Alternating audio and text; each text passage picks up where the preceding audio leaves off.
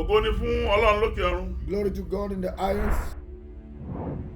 Àkórí ọ̀rọ̀ mi tí mo fẹ́ bá a sọ náà ni. I have a brief message for you this day. Dídá ọdún wọn ni padà. And the topic shall be the restoring of the years. Ìwé Joel sọ̀rọ̀ kan.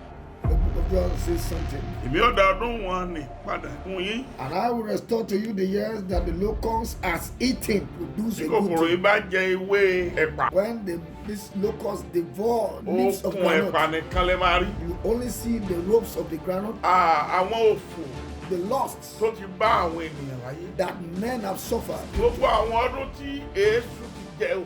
Oh, that all the years that the locust has eaten. Olúwa ló wọ́n dà padà. The Lord is promising a restoration. Bóyá ó ń gbóhùn mi Perhaps you are hearing my voice níbikíbi. wherever you are. Mo fẹ́ kó pàdé wa níbi ìpàdé ńlá tí ó ṣẹlẹ̀ I'd like you to join us at the great gathering ní inú oṣù kẹrin in the month of April ní London. in London. Ìpàdé yìí kì í ṣe fún ti ìjọ kan. This meeting is not restricted to maybe one denomination. Olúwa ló ní kí n lọ gbé ìpàdé The kalẹ̀. Lord have instructed that I start this meeting. Òun sọ fún wọn lónìí. I am assuring you, telling you Nínú now, ìpàdé yìí in this meeting, pẹ̀lú agbára tí mẹ́tò Jésù by lọ. the power in Jesus Christ, A ó dá ọdún rẹ padà. your lost years shall be restored. Ògo ni fọ́lọ́run lókè ọ̀run. Glory to God in the highest.